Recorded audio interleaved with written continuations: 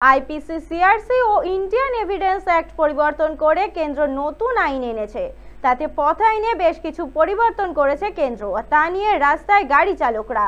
এই অবস্থায় আন্দোলনকারী ও ধর্মঘটীদের পাশে দাঁড়ালেন রাজ্যের পুর ও নগর উন্নয়ন মন্ত্রী ফিরহাদ হাকিম। তার দাবি, বিনা আলোচনায় আইন তৈরি করে গণতন্ত্রকে হত্যা করা হয়েছে।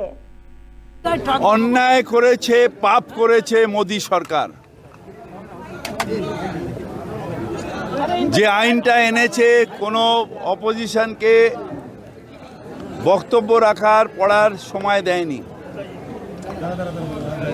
পার্লামেন্টে অপোজিশনদের সবাইকে সাসপেন্ড করে বার করে দিয়ে কিছু নিজেদের দালালদের হই হট্টগোলের মধ্যে বিলটা পাস করানো হয়েছে, যেখানে প্রকৃত ভারতবর্ষের মানুষের আওয়াজ পৌঁছয়নি।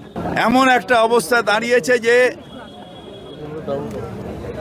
ড্রাইভার মানে সে খুনি হয়ে যাচ্ছে, অ্যাক্সিডেন্ট মানে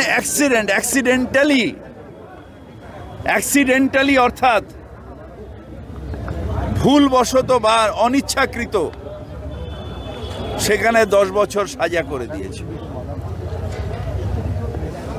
ড্রাইভারকে ইন্স্যুরেন্স করতে হবে, কিন্তু ট্রাক মালিকদের থার্ড পার্টি ইন্স্যুরেন্স থাকে।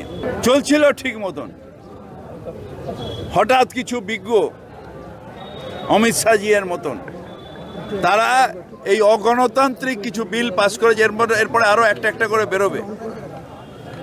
আইপিসি ঠিকই ছিল, নাম দিয়ে দিতে। তুমি তো সব জায়গায় নাম চেঞ্জ করো, নেতাজির নাম শেষ করে শ্যামাপ্রসাদ দিয়ে দিচ্ছ, মুজাফফরনগরকে চেঞ্জ করছো, এলাহাবাদ চেঞ্জ করছো।